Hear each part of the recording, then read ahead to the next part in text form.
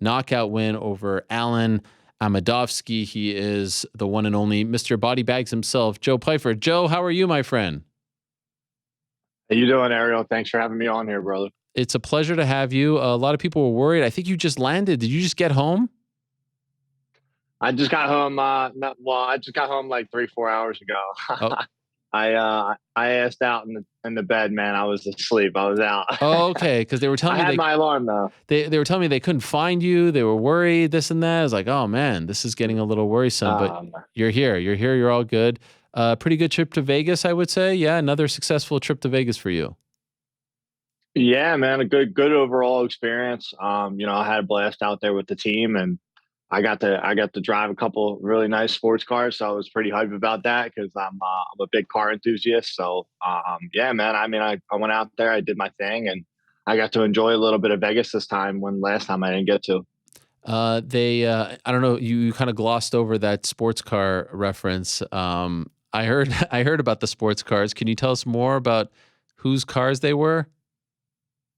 Yeah, so I went to Royalty Exotics, and my management set that up, and they were going to give me a big discount. I walked in and I started talking to the guy. We were talking about cars, turbos, downpipes, intercooler, all that crap. Just some geek stuff about cars, and he wound up giving it to me for free. Guy was super generous, and we got the cars for the full day. And then I still didn't get my fill. I had hit Dana up earlier, and I was like, "Hey, man, like, anywhere that I can get like an exotic car or anything like that?" He was, "You can come take my Ferrari." So I did. So you went, where'd you It go? was great. To Dana's house? No, I went to the Apex. He had it at the Apex, Oh so my I God. went to the headquarters And you and just drove had the key around sitting there Dana's for car me. around town? You were just driving Dana's car? Yeah, absolutely. For I how got long? videos of it. So How long? I took it out for about 3-4 hours. What? And were you not nervous? Yeah. Nah, man. No, I drive a lot of fast cars. Like I personally have a Mitsubishi Evo 8. It makes about 812 to the wheels, so I'm used to putting the rubber down, brother. Oh my gosh. How fast did you go in Dana's car? About 160. Oh my gosh. And you weren't worried about scratching it or anything Yeah. like that? I mean, that's the boss's car right there. Hey, listen, man, if he tells me to take it out and enjoy it, I'm gonna take it out and enjoy it. No, I was not worried about it. He did tell me don't wrap it around a pole. It's my daily, so Okay. I didn't wrap it around a pole. And then I texted him afterwards. I was like, my man, I was like, this car has got no traction. It's just spinning all over. So uh it was good, man. I really appreciate it. It's super generous, and I know the guy is super successful, but I've had nothing but a great experience since I've been in the UFC and on the Contender Series. Any part of you that, he clearly has taken a liking to you and wants to help you and promote you, and that's his job and that's what he should be doing. I actually had some people hit me up after you mentioned like he paid you and gave you extra money, like, oh, Ariel, you're going to be so mad about this. And I said, no, this is exactly what Dana White should be doing. He should be picking guys that he wants to push, support, help out. This is his job as a promoter. So I actually think it's great, and have no issues with it. He's doing everything that he should be doing. But is there any part of you that's like, why me? Why does he like me so much? Why is he giving me all these? There's 500 guys on the roster. Do you think like that, or are you just letting the good times roll? Nah, Ariel, I'm not stupid, man. I know this is a business, and that's first and foremost is that this is a business. This is a career. This is also something that I think a lot of people lose sight of. This is my business, and I went out there and I talked my shit, man. I went out there, I fought my ass off. With what I always give 100% effort. So I went out there, and I mean, it was a rigorous series of events for me to get back there and really still be, mentally in the game, and with all the shit that I had going on in my personal life and not knowing where I was going to live. So I think closed mouths don't get fed. And, I told him in the back, like, hey, man, like I'm down and out on my luck. Like, and there's a lot of people that are, but, I spoke up and personally shook his hand and asked him, to hear out my story, and he did, and he offered that. I didn't ask for it; he offered that. So, um, you know, I'm not worried about what other people think on the roster. It is what it is, man. I'm gonna have haters. I'm already getting hate as it is, and What are you getting hate not. about? I've actually been, man. Like maybe not, I shouldn't say haters, but you know, it just like you win in this game and immediately somebody calls you out. You know what I mean? And Yeah. that's the name of the game. But you know, let me enjoy this. You know, this is my first fight in the UFC. You know, I got people calling me out, and it's like, dude, come on, bro. Like let me enjoy this a little bit. I just came back from an injury. You know, I'm not rushing this process. For sure, I'm not rushing this process. I'm not going to be one of them guys that leads with his ego and not his brain. So I'm a developing fighter. I have skills. I have knockout power, and I'm going to put it together. But I'm going to put it together on my time. So, Mm.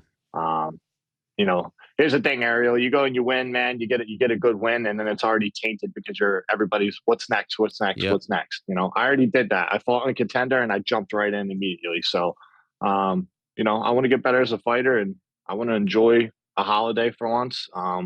Ariel, it's been a long almost 3 years to try and get back in that cage, man. So, and I'm just thankful to be here, brother. I really am. It's an unbelievable story. The last 2 years are unbelievable, but your entire life is unbelievable. I'm just curious, when you first had that Contender Series fight and there's hype about, I remember Lloyd Pearson, your manager, sending me a video about you. I think it was like 5 or 6 years ago. Like you were shadow boxing in an alley. You remember that they put together this video, I think when you guys were with Ballingy, and he's like, you need to remember this name. And he told me that, the Philly guy and Eddie Alvarez connection, all that stuff. And I think at that point, you only had a couple fights on your resume. So you've been someone that at least I've been hearing about for a long time. You get to the Contender Series and you suffer this gruesome elbow injury. Mentally, you have to go through 2 surgeries. You're right there. Everyone has high hopes for you. You make it to the boss is watching you, Dana's watching you, the matchmakers are watching you. You're essentially in the orbit. You just have to win this one fight. Mentally, how did you not let that break you? I got built from breaking my arm. Honestly, you know, I hit the slumps, man. I hit a depression, like temporary suicide shit. You know, feeling sorry for myself. You know, I allowed what I thought was a failure to really like break me as a person. And like maybe people are right. You know, I'm not meant to do this, or I don't know. I used to ask myself these questions all the time, like why me, why me, why me? You know, the self-pity, it's really what it is. And it was, you explained it really well. Like it was very I've been in the game for what, 21 years or whatever it's been. I started jiu-jitsu at 4.5 years old, ran away from home, that whole 9 yards with that. And I get a second shot back. I have my friend who's trying to kill himself in my house, 2 different times, 1 week before, 3 weeks before, and a whole lot of other stuff going on, man. And it was like it was super hard mentally to keep it together. But what I did learn is I would never take a fight unless I was mentally prepared. And I was mentally prepared, man. I chose myself for once, and that's something I hadn't done in the past. I would let everybody else's shit get in the way, but I know how bad I wanted this. I know how hard I worked for this, and I also had a team for the first time in my life that I trained with a bunch of killers. You know what I mean? So they kept reinstating, like, Joey, all you got to do is show up and be there. Show up and be there. If you're there and you want it, you're gonna get it. So, um, I mean, I was scared for my life, Ariel. I'm not gonna lie. Like I couldn't afford to lose. And that's why I love that when I got the knockout, my back was against the wall. So I went out there and I I was myself, man. I let the fight play out how it did. I stuck to a game plan, take him down early, wear him out a little bit, and then start piecing him up on the feet. So um, I thought it was a shitty performance, but we got the job done and we impressed Dana, and that's what it's all about, man. You got to make an impression that night. And I'm a killer when I'm in there. I try to finish these guys. So So if so you're talking about the second Contender Series fight, you have to make it all the way back from the multiple yeah. surgeries. You get another shot, you win that fight. All's well. You tell the story that you were about to be evicted in 2 days. You didn't know where you were going to live. Uh, you ever stop and think about what happens if you would have lost that fight? What would have happened to you? Yeah, man. Yeah, absolutely, Ariel. I mean, look, man, this game, like, I don't want to say it's fake love, but it's like a lot of people care about me because I'm winning. You know what I mean? But I know what it's like that when I lost the first contender, man. I lost sponsorships. People stopped talking to me, and they really. I don't want to say they wrote me off, but you just don't hear from people anymore. And this is a very forgetful. This is a very forgetful career. That when you're the man, you're the man. Everybody loves you, but when you lose, you're written off. It is Right. what it is. Except for the people that you developed close friendships and relationships with. And at the end of the day, man, I learned that the hard way the first time around. And I was even upset with Dana for a little bit because the illusion was that I was getting my ass whooped or getting my leg chopped off by Dustin. And I was like, man, I just started getting going. I took him down. We were kind of even on the feet as far as like strikes, but I started slow on purpose. And I made an impulsive decision, Ariel, and I got mat returned and I broke my arm. And the reason I was fucking fuming about it was because I didn't tap. I didn't get submitted. I didn't get beat. I like that's not a loss to me. I don't give a fuck if it's on my record or not. That's not a loss. I didn't get bested. You know what I mean? I had a freak accident. I dislocated. So I was really salty about it for a while, brother. I really was. And I dusted myself off. I went and joined Daniel Gracie's and got some new coaching, trained with Sean Brady every day, and here I am, man. I returned. I refused to accept whatever I think a lot of people thought was my fate in the sport. It's really unbelievable, especially when you hear that you were that close to being essentially homeless, and that's when you told Dana your story and he helped you out, which I think is tremendous. By the way, when you got back home, like how you had to find a new place to live in 2 days, that's stressful in its own right, right? Yeah, man. I was, dude. I was scary.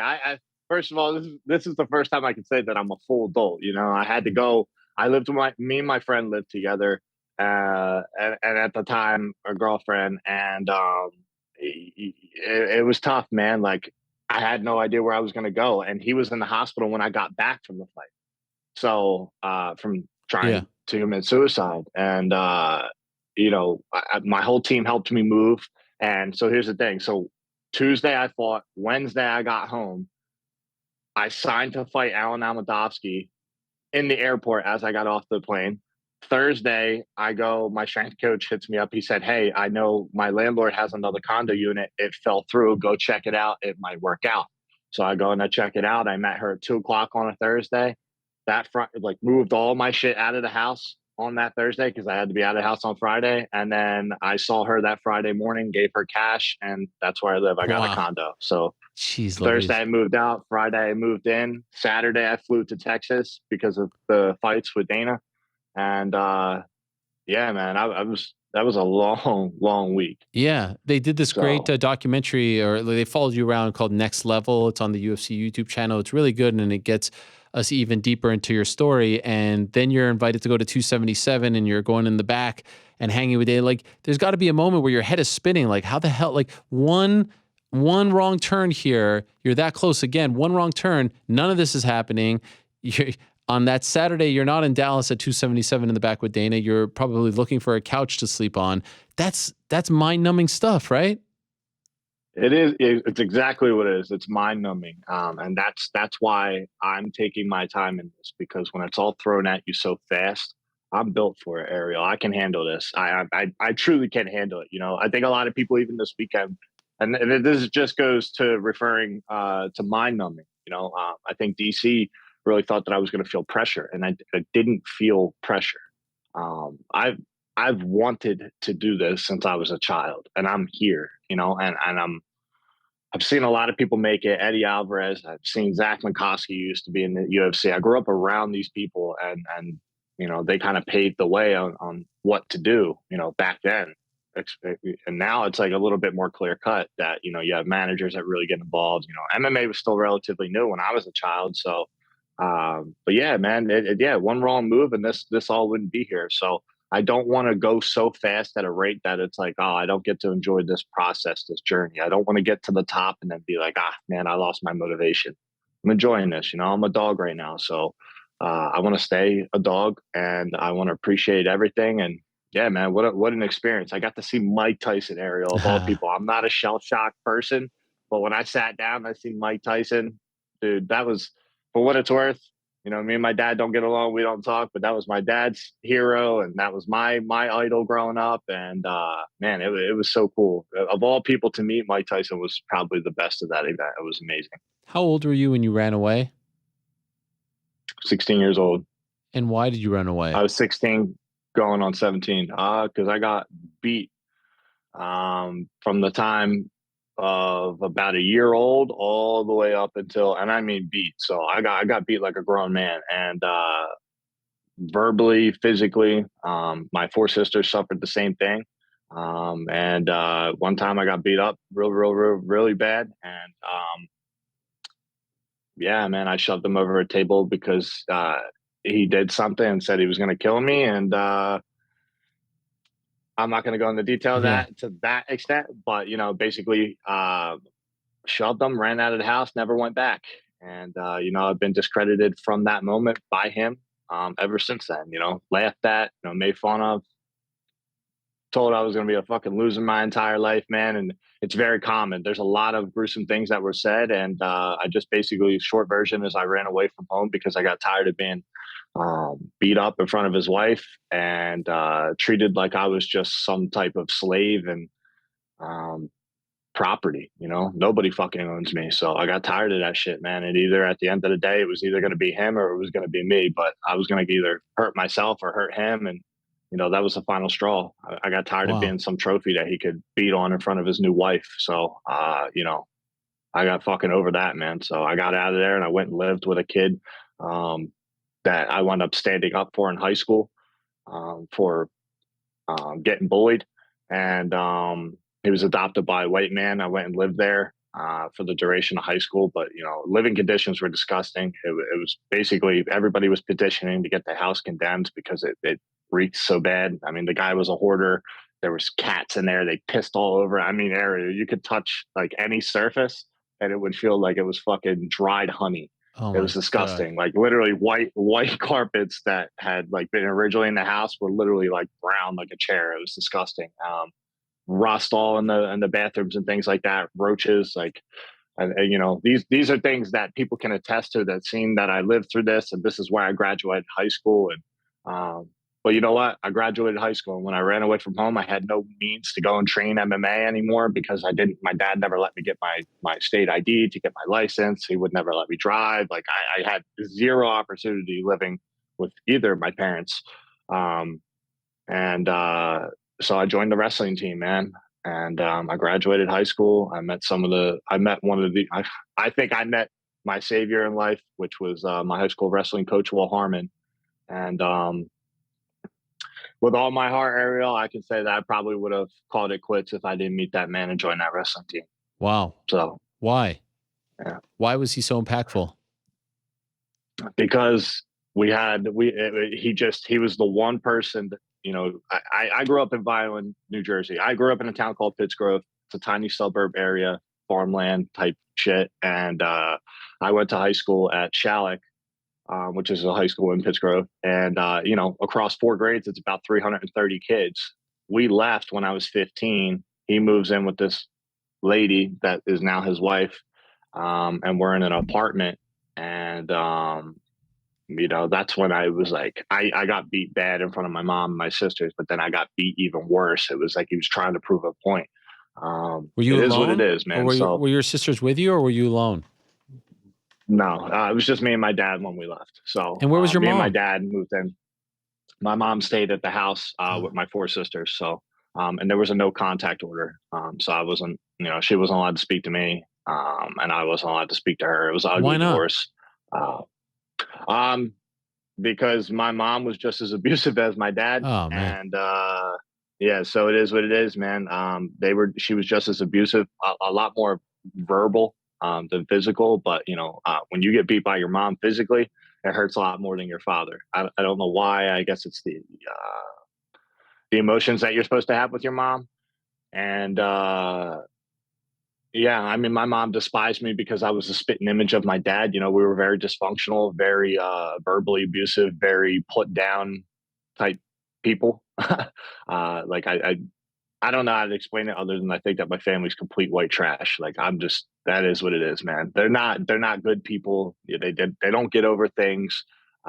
They blame. They don't take accountability. Even as most recent as my Contender Series when my mom doesn't talk to me, and my mom chose somebody that was a meth head over me as our last encounter.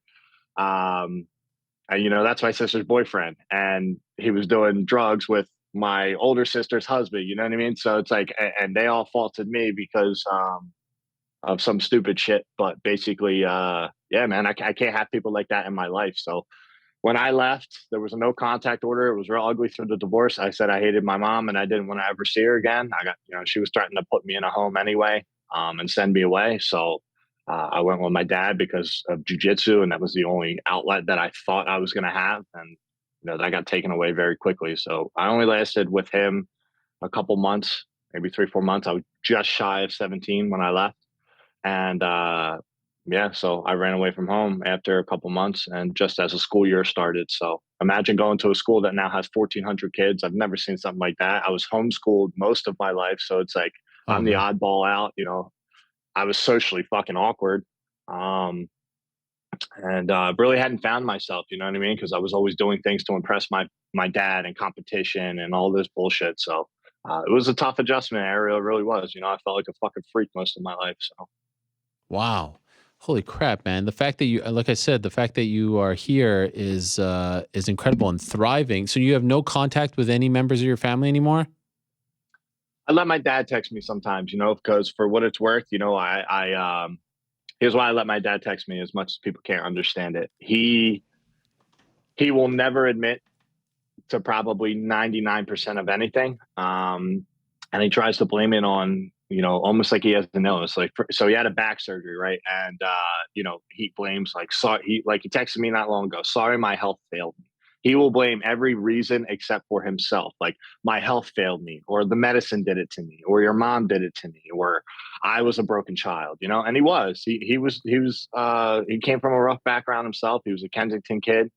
He was homeless at 14 years old. And but it was always a comparison. Oh, you're trying to do this so you can pretend like you're me. He completely eradicates, or writes off every single thing that I've gone through. I told him I slept on a park bench. Oh, you did that because I slept on a park bench because I told you. And it's like he he thinks everything revolves around him, and he really has a hard time understanding that everybody else has their pain too. And um, I carried a lot of pain. The best way I could say it is I was left in a room, and whether I was sad, happy, depressed, or whatever it was, I never was explained what feelings were. I felt like a robot most of my life. So then finally it caught up to me, because you become a teenager and you start hurting and understanding, like, oh shit, my parents are liars and they're abusive and this isn't normal, and like, what the fuck is going on? But when you're homeschooled all your life until 8th grade, how are you supposed to know any different? I didn't have my first fucking friend until I was 14 years old. Wow. So what I knew was nothing but dysfunction. And that house that you lived in, where you said it was, like the walls, and how many years were you living there? Um, almost Wow. 3 years. So I was there for my junior and senior year, and then just maybe 4 or 5 months after that. And so like And then I left. after your win on Saturday, will you hear from your dad? It's up in the air, brother. He Have you? texts me all the time. No, I have not. No, Wow. no, I have not. I let him text me though. My point was that I let him text me because the way I see it, whether he meant to do something right or not, he gave me tools, right? And I went and I built a fucking house with it. And maybe he didn't intend to give me that tool that could help me go build a foundation. Um, but that's what I did. I was the kind of kid that all you had to do was give a little bit to it. I was going to go and make it something big. Right. So at the end of the day, I think my life was all supposed to pan out this way. And it's something I've had to come to terms with, peace with. I forgive him. I don't hate him. I love the guy, but I know he's somebody that I got to keep at an arm's distance, as well as my mother. Did you talk to She her? came out and nope, Okay. nope. I haven't talked to her in almost 3 years, and she's completely discredited the same exact way. They were perfect for each other at a point for a reason. So, uh, yeah, man. It's toxic. It's very toxic. It's very dysfunctional. It's very sad because it's like I don't have that close relationship with any family member, and I don't feel empty from it. It's just, how can you long for something you never had? Right. Uh, So, um, right now though, you're in a house, an apartment, right? You're thriving, you're making money, you're building a resume. Have you ever been happier than you are right this moment? Have you ever been more comfortable than you are right this moment?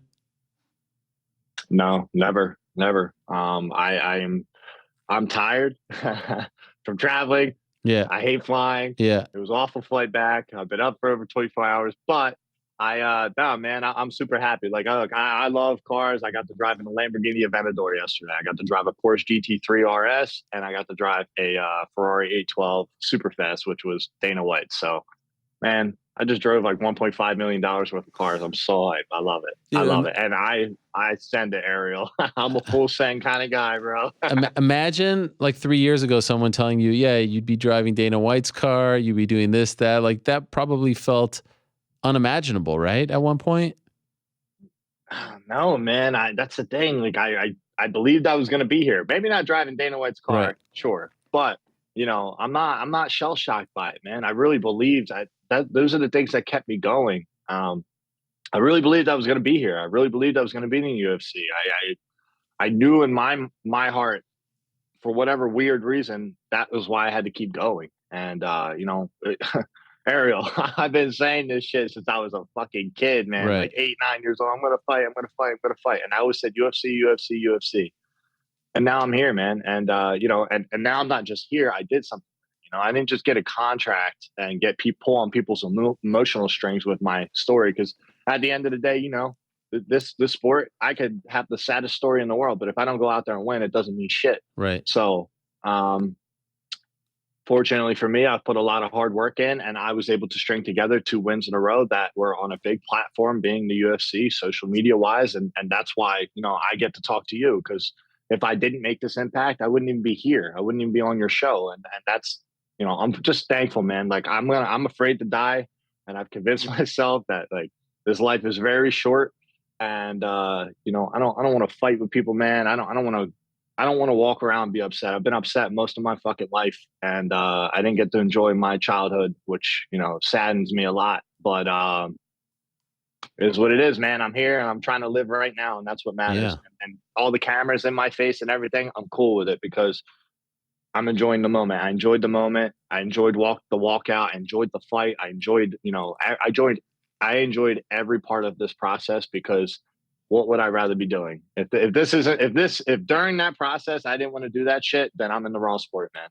By the way, do you have anyone like, one of the best parts about winning a fight is, I would imagine, like celebrating, right? That feeling afterwards. You have Mm. friends, you can't do it unfortunately with your family members. I think you have a girlfriend, right? I saw her on the thing. So like, do you have people that you could celebrate with tonight? Do you have people like, are you able to be loved and showered with praise? Do you feel comfortable doing that? Yeah, absolutely, Okay. absolutely. Like what I did for the fight is I I literally went back, we ate, and then I went to the arcade. And I went like everybody else. Most of my team went out to a club, but I'm not a party guy, man. I don't like alcohol like that. I've never been a party guy. I don't feel comfortable in that environment. And yeah, man, I don't want to taint my victory with going and getting fucked up and smashed with alcohol and then feeling like shit. I did it one time with Andre Petrowski after his win, and I woke up in a tub naked, bro. So Oh I'm my. good. I'm Yeah. I'm from throwing up, okay, not any other reason. Okay. Throwing up, but dude, I was like, oh my god, I can't handle alcohol for anything, man. I think I had 3 drinks and I was on my ass. So, and I even woke up freaking drunk still to get on the plane. It was awful. Oh man, that is the So, worst. but yes, so I had my best friend from high school come out there. I also, my videographer that you were talking about that did the video, I had him come out there. Nice. He actually works for Ballinger, and he got a career by doing my documentary that you were talking about. So he helped me and I helped him, and it was really cool to have him out there for my first UFC fight. So just staying close, man. I wish Sean Brady was out there, but Yeah. I got my coach John and Jonathan Webb and a couple of my friends. Randy Brown came out, man. So I Where was love all Sean? them Because guys, he's man. preparing for Abu Dhabi. He couldn't come out. Yeah, yeah. So look, Sean's a freaking tank, man. He's like a military style training guy. So he has his schedule, and he believes that when you travel, it takes a couple of days to recover, and he's in camp, man. This is about him right now. This is not about me. Would I have loved to have had him there for my own selfish reasons? Absolutely. He's a big impact in my life. I don't know what you've heard, but I praise Sean Brady a lot because I take inspiration from how hard that kid works. And funny stories that we've known each other for quite some time since I was like 11, 12 years old. Oh, really? Were you friends? Yeah. So no, we were cordial. I mean, I can't say that we were friends. Like we weren't friends because we didn't hang out, but we were very cordial. We knew who we were. He was maybe what, 15, somewhere around there, 16 years old when I was, what am I? I'm 26. So yeah, I would have been like 11, 12 years old. He would have been 16. So, um, we just always stayed in touch, very cordial. And then when the time came after I broke my arm, I wasn't training with a full-time boxing coach, full-time anything. And, now I have all those things and I'm in a place where everybody's chasing the same dream. You know what I mean? For a long time, I felt like I was chasing this on my own. Unbelievable. It's so easy to root for you. Your story is like, have you thought about talking to kids about this? About, like, I'm sure there are kids who have been through, have you thought about that sort of thing? Being a motivational speaker, speaking at schools or to troubled youth, anyone like that? I would love to. Yeah, absolutely. You know what? That's crazy that you asked that. So what the hell what is his position? He's I don't know. At the But UFC? my high school where I Oh, okay. graduated, no. At my high school, I hit up. His name's Chip. He runs something. I can't remember what it is, like a sports director or something like that. I don't know. And I hit him up and I was like, yo, like I want to come in there and talk to the kids and get me in there. Like I want to be a part of my high school. That was a good memory for me. It's why I met one of the most important people in my life and my best friend and um, I want to go back in, man. So I'm going to go to one of the pep rallies and be the judge for who has the loudest and stuff like that. I know this is like a weird day and age right now, so a lot of things have to get approved before you can just go and speak. Right. I'm sure I can do that. I just, I won't do it unless it's the message that I want to deliver that makes sense. I'm not a layered person, Ariel. I want to go and I'm myself. Be Joe Pyfer, right? I'm just Yeah. gonna be me. So I'm not the most formal person, and that's why I like fighting. I'm not a formal person. I don't have filters. I don't want people to have to dig to figure out the character I am. I'm me. I'm dumb as shit. I'm funny as shit, and I say some funny things sometimes, but yeah, man, I actually have, and I want to talk about those things because it's very common. My specific situation is very common among a lot of kids, and it's not anything unique. But what makes it special is that I was chasing a career that gives me a voice of, a social media platform that's huge. So it blows up, and I can actually change people's lives with it. I hope. By the way, what do you think of the whole Beat Joe Pyfer stuff? Like, I see you selling shirts as well, but I feel like we can't say your name without either calling you Joe Pyfer, like one word, or just saying Beat Joe. It's just very catchy. They made this little like rap video for you.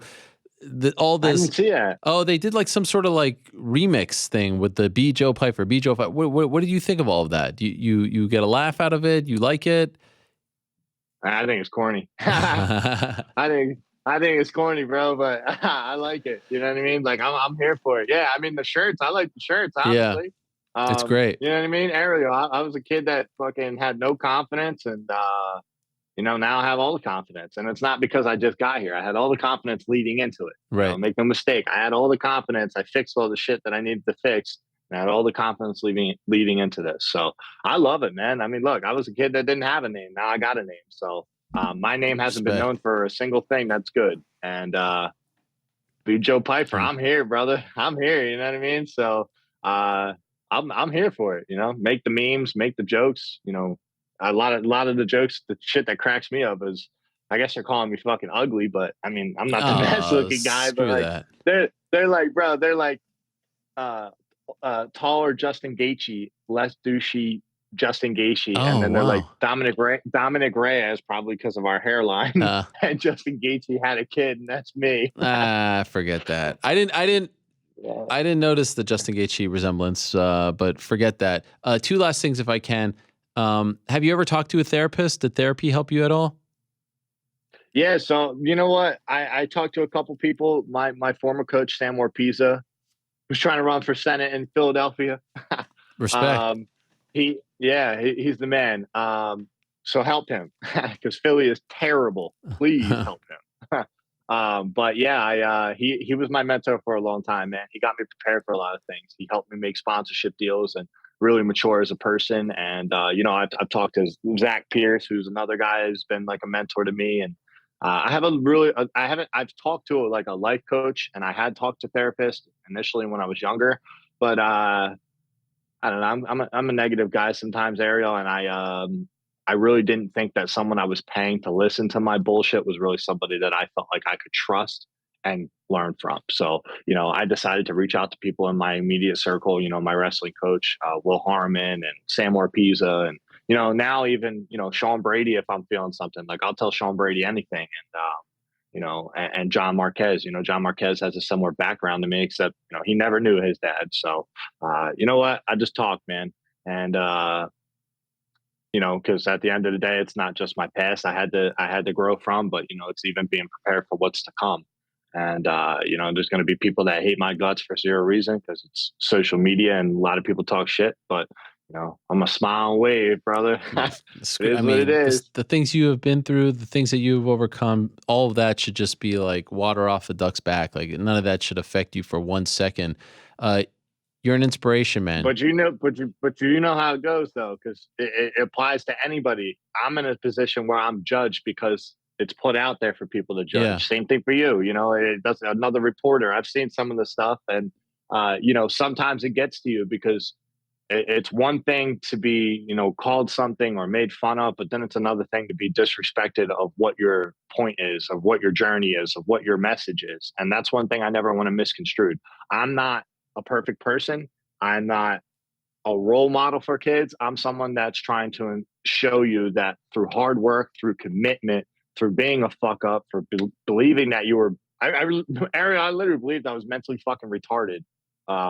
If that's not too harsh to say, I don't know how else to say it. I'm not the most articulate person, but I literally thought I had a mental health issue all my life. Because I was convinced of that by my parents, and I'm just a testimony that self-belief, putting yourself around the right people, don't do drugs, don't fucking smoke cigarettes, don't kill your health, don't kill your body. It's the only thing you walk into this world with. So if I can be any type of inspiration, I want people to care about their health, and I want people to speak up if they've been abused or if they need help, but don't go out there pulling the sympathy card. I never pulled the sympathy card. As much as my parents and everybody wants to fucking discredit me, I never pulled the sympathy card. I told my story and that was it. And I kept working. I kept training. And I wasn't asking for no handouts. I went and I earned this shit. That's one thing I want to make clear. I don't give a fuck if every fighter on this roster hates me. I earned this shit. I paid my dues. I train every fucking day, so, and I cried through fucking countless nights and not knowing where I was going to live, putting shit back on the shelf, not having fucking money. And, to have somebody of Dana's stature say, be Joe Pyfer, that doesn't change who I am. It feels good, but it doesn't change who I am. You know what I mean? It just reassures the people that didn't know that I'm somebody that changed his life because I didn't give up. And that's all that matters. You can't give up. If you really believe you're going to be fucking something successful, you can't give up. I mean, look at where you're at, man. You started you started just where I'm at. Like, come on, man. Like, we all start from nowhere. It's just, you got to talk your shit. You got to tell your story. And, I'm going to get paid because I'm going to fucking talk my shit in there. And I'm going to be a mean motherfucker when I get in there. So. Respect, my man. Massive respect. I was going to ask you, final thing was like, if I could ask you for a message to anyone who's feeling down, but you just gave the message. You just answered my question. Don't feel sorry for yourself. Keep fighting, keep pushing. And I really think the not licking your wounds, the sympathy card stuff is very important because there's shit that's thrown to us every single day. If you sit in the corner and lick your wounds, of course you could feel bad for a moment. Of course you could feel down, but you got to get up the next day and freaking, punch the world back in the face and fight back because no one feels sorry for you, right? So you are a walking inspiration. I'm a huge fan. I wish you nothing but the best. Congrats on getting to this point. Congrats on the win on Saturday. Congrats on the contract. Congrats on all your success. And I wish you nothing but the best in the future, my friend. Let's go, Ariel. Thank you so much for interviewing me. I've been watching your show for fucking years. I always come on here. I want you to know, I bet every fucking weekend like a degenerate. And I've watched UFC since I was a fucking kid. I've watched your show. I'm very familiar with who you are and all the people you have on here. And to all the rest of the people in the middleweight division, I don't want no problems. I don't want to talk shit. If we're going to fight, we're going to fight. Then we can talk shit. You can do whatever. But leave me the fuck alone for a week. Let me enjoy my That's why I didn't ask you. Let me take a vacation. Yeah, look, man, I'm gonna call somebody out at some point, but I'm not ready to fight right now, so I'm not gonna, ugly man Joe, sit down, bro. So, you know what I mean? I can't fucking stand that douchebaggery. Fuck off. Let me have my fucking birthday. Enjoy. Oh yes, that's I'm right. 26. That's right. Happy birthday. Woo! Wow, unbelievable. What a Never night. thought it, literally never thought I would live this fucking long, but I'm still living it. I'm smiling, and I drove cars. I love cars. And if I pass you on the highway, I'm sorry. Well done, Joe. Enjoy it, my friend. Happy birthday. Enjoy the win. Talk to you soon. Thanks for doing it. See you, Arrow. Thank you. Wow, Joe Pyfer, what a guy. How do you not root for that guy? How do you not love that guy? That guy is unbelievable. What an inspiration. What a story.